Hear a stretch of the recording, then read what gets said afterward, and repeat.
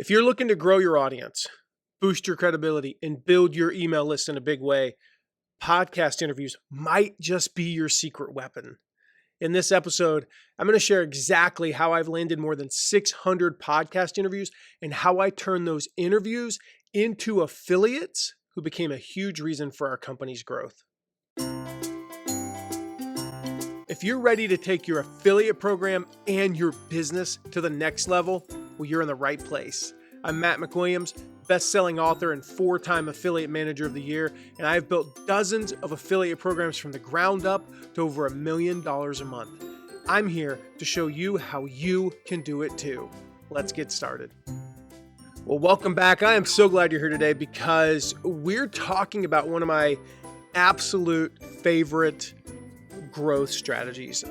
One of the biggest drivers for the success of my business, I would say, without a doubt, this podcast has been the biggest reason for my company's success. Probably 30 to 50% of all of our revenue is directly or indirectly attributed to this podcast.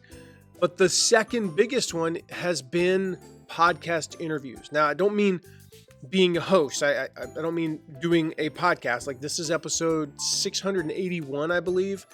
My notes are right there, 681. Those 681 podcast episodes have been hugely valuable to our business. Even though they're free, they've driven a ton of business for us. I'm not talking about being a host. I'm talking about getting yourself booked as a guest, going on a podcast, sharing your story, sharing your message, sharing your expertise with audiences that are already there. They're already listening. They're already engaged. And then how does this tie into the affiliate guy, right? How does this tie into affiliates? Well, I want to show you how to turn those podcast interviews, how to do them and build relationships that can turn into affiliate partnerships. Now, before we get too far into this, for those of you who don't know, I barely don't edit my podcast. Like, occasionally if I sneeze, I'll edit that out. There's no reason for you to listen to that. Or if I really need a sip of water, I will edit the part where I take a sip of water out. But I'm going to apologize in advance. I've got the sniffles. I'm having allergies. And just for those of you, like, I love you to death. But a couple of years ago, I was going through this same thing. And I mentioned it on the podcast. And of course, I got like 25 social media messages, emails, texts, where people are like, here's how to fix it. I have done everything. So if it's like a nasal rinse, a neti pot, allergy medication, natural allergy medication, Mucuna honey, name it, I've done it. I'm drinking stuff right now to help me get through this episode. But I do have the sniffles, and I'm not going to edit every sniffle out. So I'm just forewarning you that will be the reality for this episode. But back on track here. If you've never done a podcast interview before, you've never been a guest on a podcast, and you're thinking that's a little bit intimidating, don't worry. Like, this works. What I'm going to share today works even if you don't know a single podcast host. Now, I'm thankfully super well connected now. I actually get invited to be on roughly 2 podcasts a week. I cannot accept those all.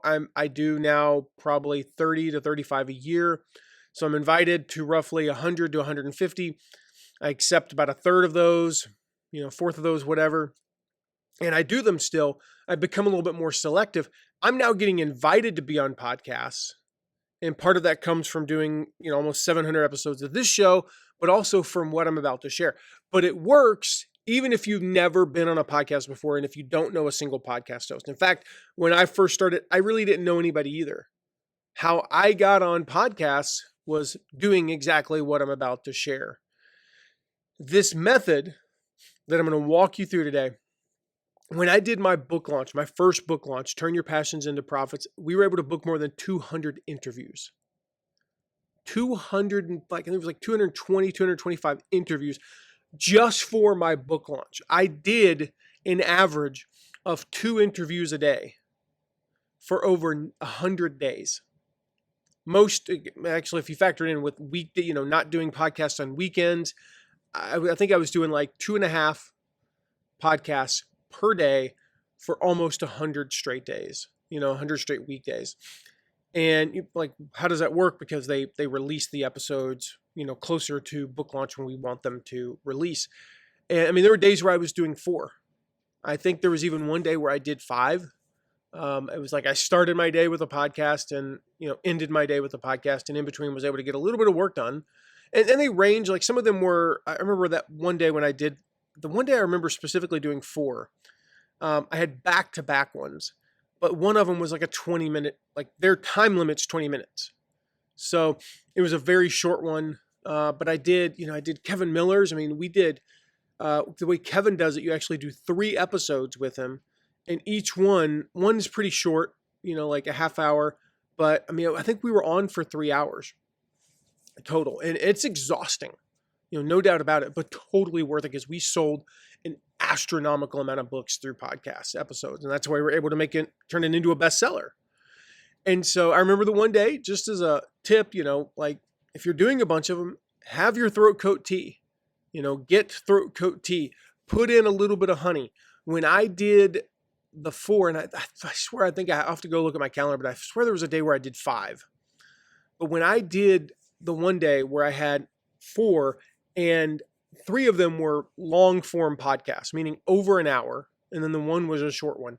Or the day when I did Kevin Miller's, and I think I had 2 more that day. I did probably 4.5 hours of podcasts that day. Yeah, throat coat tea, honey, those are my go-tos. Suck on a throat drop between, but here's a little tip. Put a Luden's throat drop or a Ricola or whatever your go-to throat drop is. Put it in the tea while it's still hot, and it will melt. And I am telling you right now, it is like the best thing ever. Just as a little tip there. But here's the thing. I did over 200 for my book launch. I've done over 600 total across the years. And let me tell you, these podcasts have been a huge driver for growing our email list. We sold a lot of products, massive brand credibility. And if you go search for my name in any podcast player, not only do you find this, but you find hundreds and hundreds of interviews. If you go to YouTube, you find probably over 100 of the interviews are on YouTube. But most importantly, they led to long-term affiliate partnerships with some amazing people. The thing about podcast hosts that you have to keep in mind is the podcast comes first. If they are a podcaster and they consider themselves a podcaster first, you have to be on the podcast. Like in order to get them to promote you via email or on social media or to their groups, to their lists, it doesn't happen unless you're on the podcast. So there have been some podcasts I went on, maybe the podcast only got 5,000 or 10,000 listens. And, I know that's a lot, but I'm saying it's not like an astronomical amount. And we may have only sold $2,000 worth of product through the podcast or gotten 100 subscribers through the podcast. But when I got them to send 5 emails, when I got them to do some social media, then we got thousands of subscribers and sold tens of thousands, sometimes $100,000 plus worth of products or services. And so the podcast comes first. That leads to more. And so that's what we're talking about today. Not just how to get booked on the podcast. That's part 1 of what we're going to talk about. But how to turn those podcast interviews into relationships that lead to partnerships, that lead to being affiliates. Now, a couple of episodes ago, I shared some of my New Year's resolutions for affiliate managers. And one of those resolutions was to build more strategic affiliate relationships in the upcoming year. Today is the perfect follow-up to that because podcasting is exactly where some of those relationships begin. And here's the best part. You can do this, right? Whether you're an affiliate manager, you can do this process for your company. And, maybe it's the owner of the company or a PR person, maybe it's the author of the book who's going to be on the show. You can do this. If you're the business owner, you can do this yourself. Maybe you have a VA. A VA can easily do 70 to 80% of the work on this, maybe upwards of 90%. This is a repeatable, teachable process that anyone can follow. Anyone can follow this. This is not that complicated. So that's the good news, but I'm going to walk you through how to do it here. If you want to grow your reach, if you want to build, like the cool thing about it, I love about this is you spend an hour on a podcast and there is a level of trust that you cannot replicate from any number of emails or social media posts.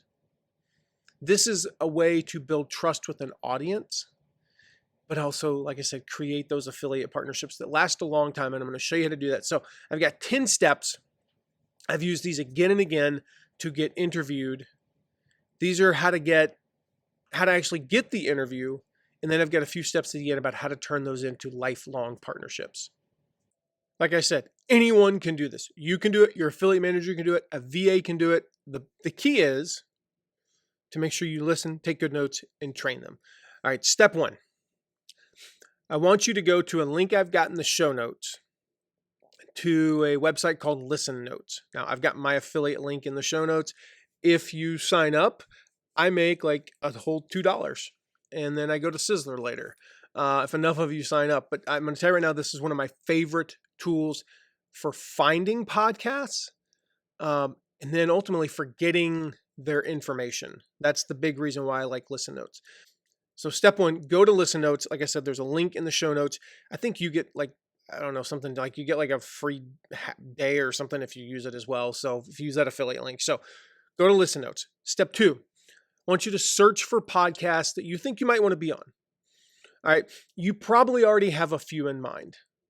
You can search by category. One of my favorite features is like the similar to, you type in the name of a podcast, or you can put in like a few podcasts and then it'll recommend podcasts that are similar. Now, the cool thing about this is one of the steps later is that you're going to look to see if they actually do interviews. And in fact, that's the next step we'll talk about in a second. This will tend to recommend if you put like 5 podcasts in the similar to box, right? And all 5 of them do interviews. Most of the podcasts that they're going to recommend as being similar to these podcasts are going to be interview podcasts. Not all, but the majority of them. Whereas if you just put in one podcast and it's an interview podcast, it doesn't necessarily make the connection. Oh, these are all interview podcasts. Let's go heavy on the interview podcast. So again, you can put in one podcast. You can put in 5, 10, whatever. You might just go to like the rankings. There's so many ways you can do this, but search for podcasts. My recommendation is that if you know a couple of podcasts, you're like, I really think that would be a great fit. I would be a great guest on that podcast. Go put those in the similar to box and tell it to recommend podcasts. Right now, that's a paid feature. That particular thing is. You can do like a free search. There are some free features on there. In fact, occasionally we use the free version, and I'll explain kind of when we use that in a second. But that similar to one is a paid feature. So then, actually, I'll just go ahead and explain the times we use the free. So in a moment, I'm going to talk about getting their contact information. That is a paid feature. That's why the paid version of Listen Notes is so valuable. Things like just like a list of podcasts in a category. If you know, like, hey, pretty much every podcast in let's just say you're in education. So everything in the education space, you would probably be interested in being on. You can get the list for free and get that information, put it in a spreadsheet, and then come back and pay for it later to get their contact information. And when I talk about how to do that, you'll see why you might want to use that strategy because it'll save you some money. All right, so we're going to search for podcast either way. Step 3, just take a look at their last few episodes. Now, one thing that that Listen Notes will list is when they published their last episode. If their last episode hasn't been published in a month, well, then don't even bother adding them to the list. If they only publish like a quarterly episode, unless it's just huge, it's probably not worth being on. The other thing is that they have what's known as a global rank or a listen score. And so let me pull up on the website here real quick. If I'm on the website and I see their listen score is a certain number. Now, again, this is an arbitrary thing. Like the global rank is top 2%, that means it's the top 2% of all podcasts in the entire world. If the listen score is a 45, I don't even know what that means, but at least allows you to compare website or a podcast to another podcast, right? And so, for instance, my podcast is ranked in the top 1.5% of the world, right? So out of 3,696,087 podcasts, it says it's ranked in the top 1.5%. And so I typically don't want to be on a podcast now that's outside of the top 2%, unless it's like an industry specific podcast in the affiliate space that might be, ranked a little bit lower than mine, and I would be on that, right? But my barrier for some of our clients who are more famous is top 0.5%. They're not going to be on anything that's outside of the top 0.5%. For some of our smaller clients, like I'll go down as far as 5%. If you're starting out, one of my recommendations, if you've never done a podcast interview, don't do a podcast interview in the top 1% on your first one. Do some of the smaller ones and kind of get your sea legs under you, so to speak. But you can see this and order them. And again, I recommend being on smaller podcasts to start. When I did my book launch, the first 5 podcasts, and this is something I use with all of our clients now, the first 5 podcasts that I was on were purposefully smaller podcasts. Like they were in the 2 to 5% range in terms of rank. And so I was on some smaller ones and I kind of okay, yep, I messed that up. You know what? I should have done that. And I think I shared this on an episode before, but that's when I was on an episode. Yes, I wrote my book. This is long before AI. So I wrote Turn Your Passions into Profits. Every word in there was written by me. And yet they asked me about the 8 steps the 8 steps in this one chapter. And I'm like, oh my gosh, I don't remember what I called step 5. What did I actually call it? Because I've been teaching these for years, but I didn't necessarily have an alliterative name for those steps and things like that. And I'm like, I don't remember step 5. And I'm panicking. I'm trying to find it in the manuscript, flipping through the pages.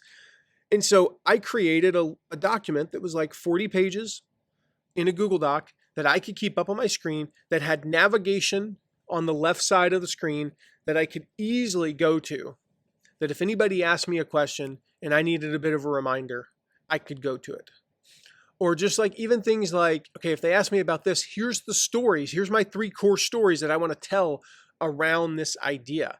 And I didn't have the stories written out. I know the stories, but it was like, tell the story about my dad.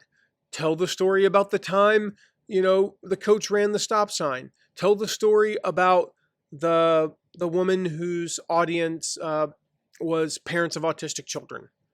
And that just kind of reminded me, make sure I tell that story. That's a great story. Use that here. And so I wouldn't have known that if I hadn't done those small interviews first. If my first interview had been Kevin Miller, I would have bungled that interview because I didn't even remember 100% of what I'd written in the book. Some of it had been written well over a year before. I remembered 95%, but of course I get asked about the 5%. So that's one thing to do there, is make sure you're on some small podcasts first. All right, so going back to step 3, review their past few episodes. If they've had an episode published in the past month, they're consistently look at when they publish content. Is it consistent, or did they go 4 months without publishing? That's not the kind of podcast you probably want to be on. There are exceptions to that rule in certain industries, but generally speaking, you probably don't want to be on that podcast. Look at their last 10 to 15 episodes. Have they done an interview at least once in the past 10 episodes? If not, just skip the podcast. If yes, then proceed to step 4. So again, if they're not doing interviews, if they're not doing at least 5 interviews a year, you don't want to try to be on that show. They're like my show. I don't do more than, I just interviewed Kyle Young, and before that I interviewed Donald Miller. I think those are the 2 interviews I've done in the past 365 days. I asked them to be on the show. They were not reaching out to me and asking to be on the show. And so I reach out to a few people a year that I really want to have on, who have something amazing that I want to share with the world. And outside of that, you're not going to get interviewed by me. It's just, that's the reality. I get pitched all the time about being on my show, and I say no. But I would, if you follow what I'm teaching here, you would never have reached out to me. You could see, well, he's only interviewed 2 people in the past year. Don't even bother to reach out to Matt. So there you go. I mean, like, just telling you in advance, don't reach out to me. All right. Step 4. We've established they've done interviews. They've done a couple in the past, or maybe all their stuff is interviews, or every other episode's an interview, or at least once a month they're doing an interview roughly. I want you to find an interview from about 1 to 3 months ago. It's not a year plus ago, and it's not the most recent. And the reason for this is we're going to reach out to them. I'm going to share an email in a little bit that's worked for me. We're going to reach out to them about this episode. So if they've interviewed, I'm going to make up some names here. They just interviewed John Smith this week, and the week before they interviewed Sally Thompson, and the week before that they interviewed Herm Edwards. I think he was like a football coach. And the week before that they interviewed, Todd Thompson, right? I want to reach out to them about that one, the Herman or the Todd one, right? 3, 4, 5, 6 weeks ago, a couple of interviews ago, 3, 4, 5 interviews ago, not so far in the past that it doesn't like trigger with them, and not so recently that it's like they're just reaching to me about the most recent episode. And again, I've tested this and this works. I find an interview 1 to 3 months ago, 2 to 4 interviews ago. And then I document that. So far, what I've got on my spreadsheet is the name of the podcast, the name of the host, if you can figure that out right away, their first name in its own field in the spreadsheet, their last name, and I've got the name of the person that they interviewed, whoever that person is. What did I say? Todd Thompson. That's the person they interviewed. I've got that name there, right? All right, now I'm going to listen to a little bit of the episode, and I want to hear what they're talking about. There's a couple of reasons for this. Number one, in this email that I'm going to say, I'm going to mention that I'm listening to the episode, and I want to be honest about that. Number two, is there something about the way they do the interview? Do I feel like in those 5 minutes of listening to this interview that, this is somebody I could be interviewed by? Wow, they're not that fun. I don't know if doing this interview is going to be the best for my brand. Like, oh, I see what they're talking about. It's, it kind of looks like a marketing podcast, but really it's just a bunch of guys, talking about sports. I don't know, that's not really a great fit for me. So what am I getting from those, 3 to 10 minutes of listening to this podcast? Step 6 is to get their contact information. This is why a paid version of Listen Notes is so valuable. The cool thing about it, I mentioned earlier that you can get the list for free. You can see the name of the podcast. You can see, I think in the free version, I'm logged in right now. Let me log out and see. I'm pretty sure in the free version, you can see global rank. So you can tell if they're in the top, percent. Okay. So here's the thing. You have to be logged in to see that, but I'm in the free login right now. I'm not even in the paid login right now because we're not paid right now. So let me explain that. The cool thing about Listen Notes is you can get a 2-day pass. So yeah, you can get a monthly pass, and I don't know what it is. It's like $300. But usually what I'll have our team do is get the list of 200 podcasts that I want to be on. And then in the spreadsheet, they'll put a link to the Listen Notes profile of the podcast, and then we'll pay for it for 2 days. And they'll go, boom, click, get the email, copy, paste, in 30 seconds per podcast. It takes them an hour and a half to maybe copy over 400, maybe 2 hours to copy over 400 emails. And then we're not paying for it anymore because there's no reason to. Because again, I can get everything else I need with an unpaid subscription or with an unpaid, membership, so to speak. So you want to use the paid version though to get their email addresses. It makes it so easy. Are there other ways to get the email? Yes. In fact, there are some free ways to get the email that I've figured out with using AI, but it is astronomically longer, 2 to 3 minutes per email to get, again, times 400. We're talking, 5 hours versus paying $20, I think is about what it is. And I get all of them, super quickly. There's even you can even just download. Now I choose not to do the download because I do that research to see if they've done interviews. So I'm not wasting time and energy and, in a sense, money, because I'm paying somebody to do this, to reach out to podcasts that are never going to interview me.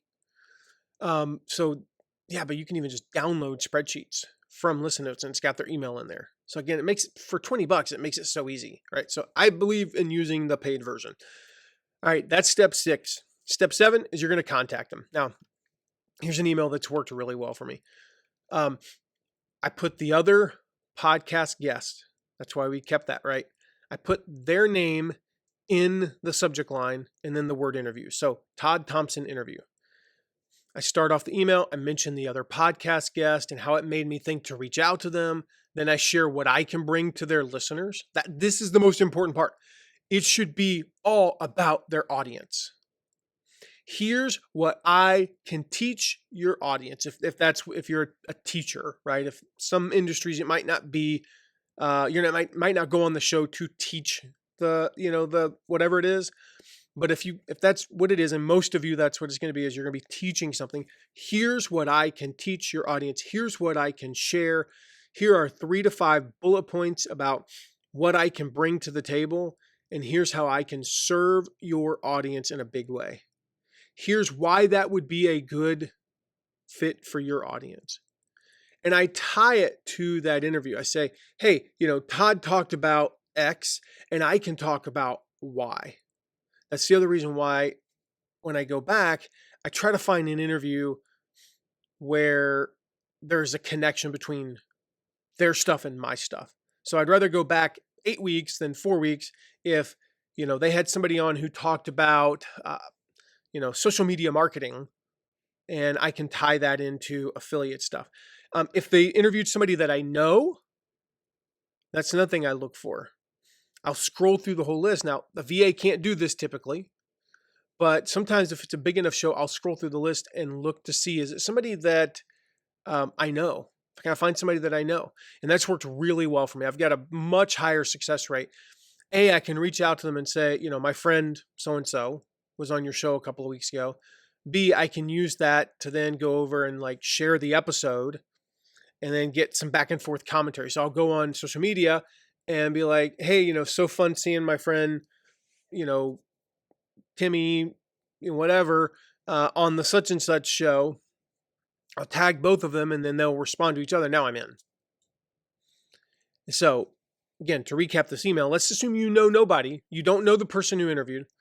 I mentioned their name, how it made me think to reach out to them. I share what I can bring to their audience. It's all about serving their audience. And then I just close asking if they're up for a quick chat to see if it'd be a good fit. That's it. It's a pretty simple email, 4 to 7 sentences. If you want the exact email, I can send you one that I've used. It's worked really well for, I can send you one that my team used to reach out on my behalf about my book. And then another one that I've used to land some interviews. Just text me at 260-217-4619 and I'll just copy it from my email and send it over to you. So 260-217-4619. Again, you can always text me there if you have any questions or need anything. All right, number 8, step 8. So we send that email. They reply. You get a reply. Now, they reply. There could be a few different things. They could say no. Cool. We've eliminated them. Go delete them from your sheet. They could say maybe. Let's talk. Perfect. That's what you want. They could say yes. Here's to book the podcast. Whatever it is, step 8, A, B, and C are reply, have a conversation with them, and book the podcast. Step 9, this is critical. Create an affiliate link for them. So you should know going in to the episode probably what you're going to quote unquote pitch, a free download, a free PDF or something like that. I sometimes don't know. I base it on what we end up talking about. And I often don't know, but I do know in advance that I'm going to create a URL for them. So if I'm going on John Lee Dumas' show, Entrepreneurs on Fire. I've been on there twice. We've got mattmcwilliams.com/fire. If I'm going on, the Tom Woods show, I think it's mattmcwilliams.com/Tom or Tom Woods or Woods, something like that. I know in advance what URL I want to create for them. I don't necessarily have to already redirect that. The episode's not going live for days.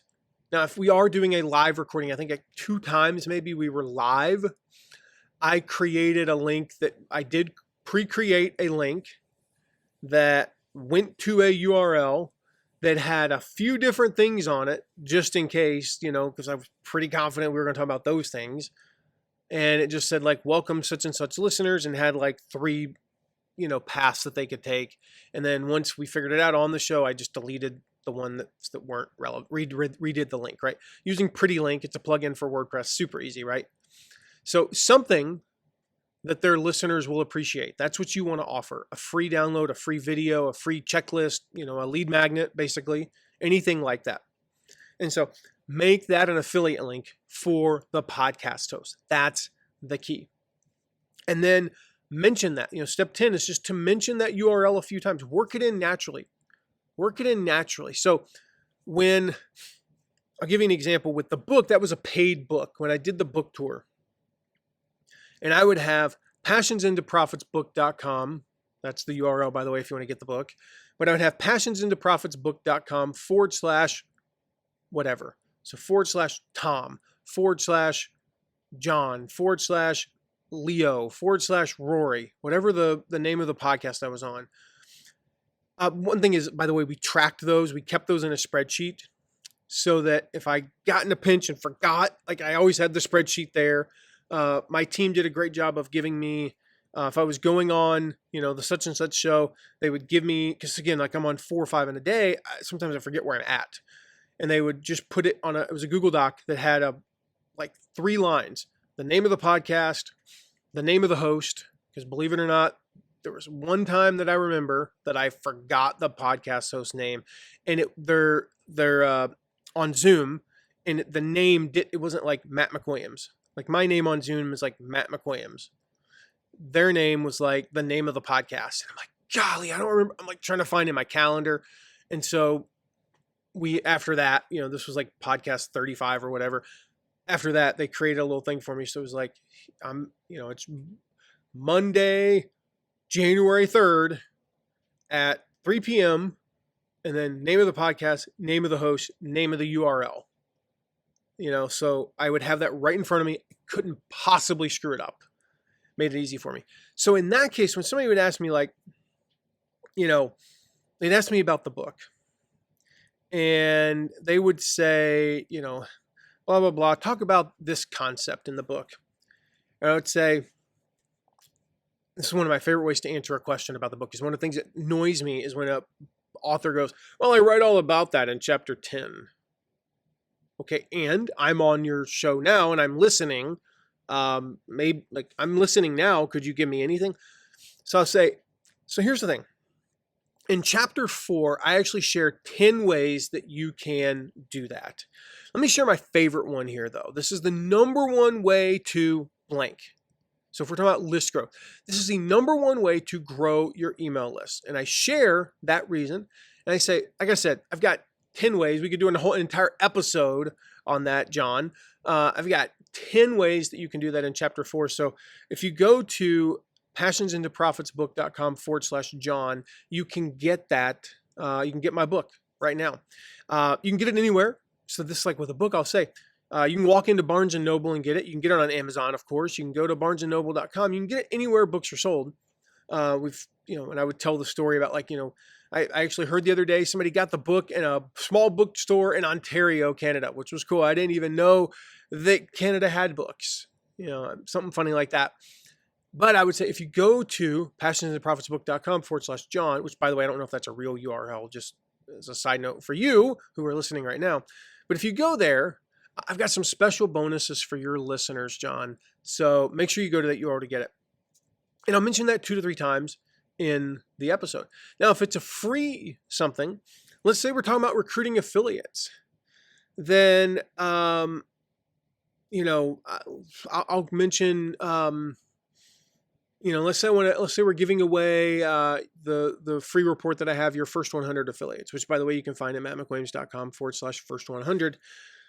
But I'm going to do go to mattmcwilliams.com /John. And so we're talking about recruiting affiliates. I'm saying, he's like, where are the best places to find affiliates? I'll say, hey, I've actually got a free report for your audience John. And I'll tell you where they can get that in a moment. I've got 15 places there where they can, like the best places to find affiliates. I've got some sample email templates and all that. But let me share my 2 favorite ways to find affiliates. Number 1, blah, blah, blah. Number 2, right? And I'll share my 2 favorite ways. I'll say again, if we could do an entire podcast episode about all 15 ways. But if you want to go grab that report, it's at mattmcwilliams.com/John. And I'll work that in a couple of times. So then maybe later they're saying, they asked me a question like, have you ever worked with nonprofits as affiliates? As a matter of fact, I mentioned that free report earlier. And again, you can get that at mattmcwilliams.com/John. And in that report, I talk about how to work with nonprofits as affiliates. So let me give you a quick overview of how that works. And then I'll share the overview. And again, you can learn more about that at mattmcwilliams.com/John. That link, it's a free report, right? So like, how does the affiliate make money? Well, number 1, it goes into a funnel and people can buy stuff in that funnel and John makes money. Number 2, they're cookied. And if they buy something 3 months later, there's a pretty good chance John's going to get a commission. So now John is making money from that podcast interview that he did with me. So that's the 10 steps. It gets you from finding the podcast, identifying if they're a good fit, if you should even be reaching out to them, to actually booking the show, being on the show, doing the interview, mentioning that pretty link URL. Let's talk a little bit about what to do after the interview. How do we turn them into longer term affiliates? So we made them a short term affiliate just by creating that affiliate link. They're an affiliate now. They have the pretty link, and that's good for promoting, that thing, right? Which is great. But after the interview, what I want to do is I want to really deepen the relationship. I want to turn them into somebody who doesn't just do a podcast interview with me and then we're done. I want to turn them into somebody who can do a webinar with me, can host me on their YouTube channel, can send an email or 5 or 7, can promote one of our big launches, who will promote our next thing and our next thing and our next thing, and could become, again, I've had some of these podcast interviews that have turned into well into 6-figure relationships, both ways. And so here's 3 things, very simple things that I do that really help with this. The first is like, when the episode goes live, share it. When you're on somebody else's show, share it with your audience. Make sure you tag them. So great to join at Tom Woods on his podcast this week. Listen here, right? A lot of times when I do a podcast interview, I'll take a screenshot of us doing the Zoom interview so that I can use that on social media. If it's a big enough show, I'll send an email about it. Now, there's 2 reasons why I do that. Number 1 is to give them some traffic. Makes it look good. A lot of times they're on my email list, so that looks good as well. Number 2, I can kind of forward that email. If I get any email replies, I can forward those. I'm going to talk about that in a second, but I can forward them, and they're like, oh my gosh, you sent an email about being on my show. The other reason is, if I want a big enough show, it kind of makes me look good. Let's be honest. So I like to share, like, oh my gosh, I was on this show that has 1.2 million monthly downloads, and it's a great show and you should listen to it. And I'm a guest, like, yay me, I know it sounds weird, but that's what I do, right? That's what we all do. And we're building our brand, and that's part of building your brand. So share the episode. Make sure that it's one of their most popular episodes this month or this quarter or this year. And so again, if I mention it on social media and I, tag them and then somebody replies, now that person's seeing the replies and they're like, wow, that's a lot of engagement. Like, I'm getting engagement from this. And they see the email and then they look at the stats and it's like, wow, when I look at my episodes for the first quarter of this year, my most popular episode was my interview with Matt McWilliams. That's a good thing. So I share it 4 to 6 times in the first 2 weeks, like basically every 3rd day, for about, 2 weeks. And then I add it to the queue. We use a program called Meet Edgar, which, I can put a link to that in the show notes. So we use a program called Meet Edgar for our social media. And that just allows us to literally upload thousands of social media posts, and then it sends them out on a schedule.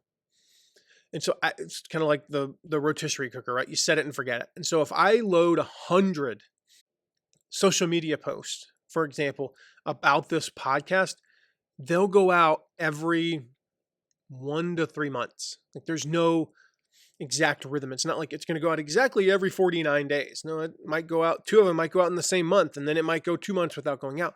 But there's some sort of consistency in terms of they're going out with some frequency, but not too frequent. And one of the best examples of like the impact that this has made was my friend Joe Fear. When I was on his show, I think it was on his show for the third time. And the reason I got on a third time was he reached out to me.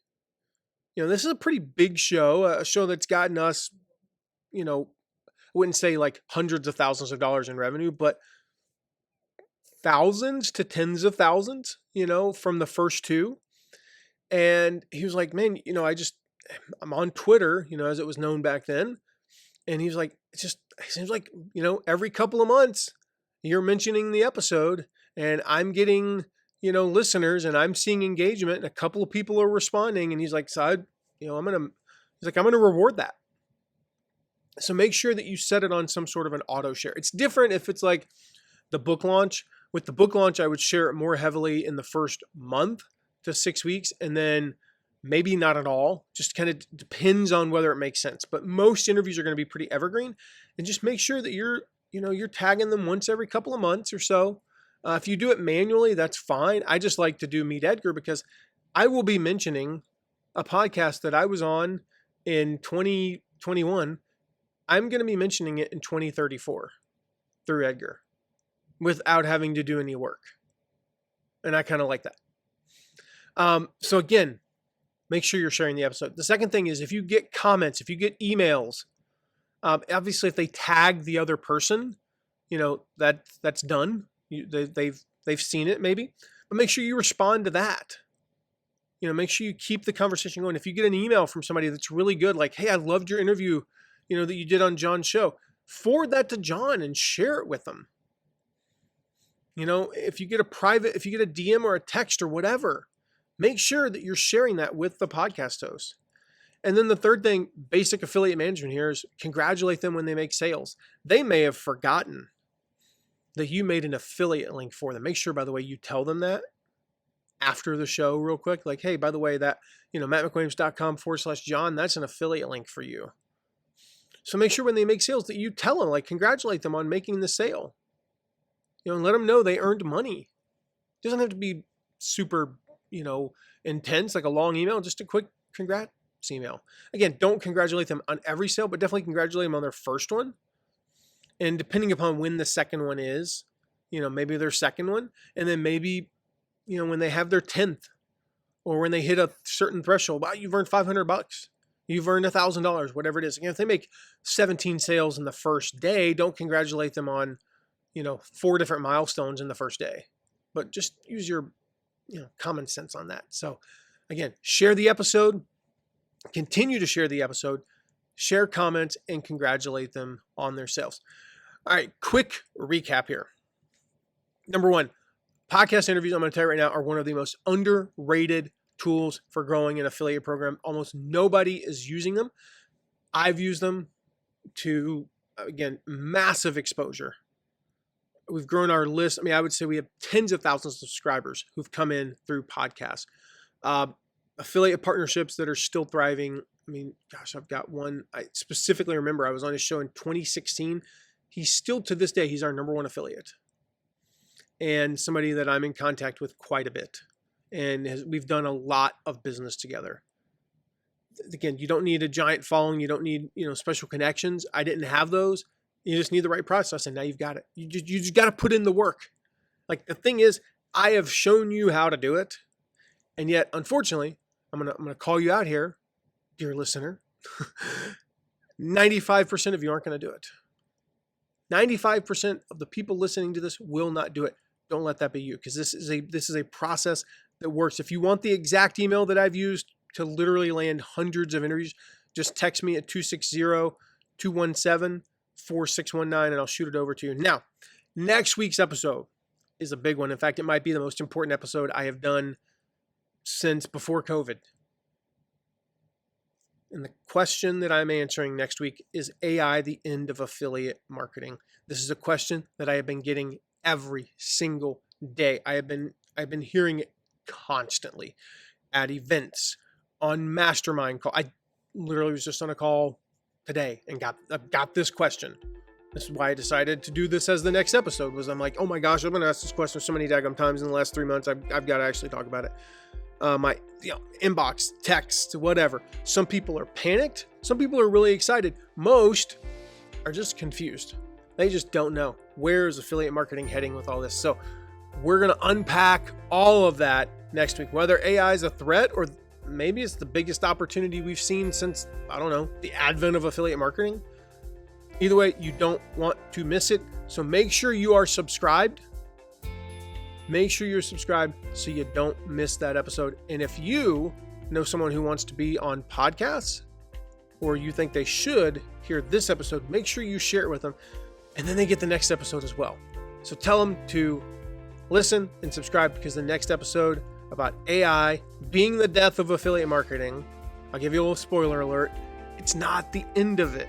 It's just fundamentally changing everything about affiliate marketing, and that's all. So either way, we're going to talk about that next week. You don't want to miss it. I'll see you then. Thank you so much for listening today. If you know someone who would benefit from hearing this episode, make sure to share it with them. And if you have a question, you can ask it at asktheaffiliateguy.com. Questions make my best episode, and it's a great way to get featured right here on the podcast. And if you're loving what you're hearing, please take a moment to leave a rating and review. That helps others find this content so we can all benefit from it. See you soon.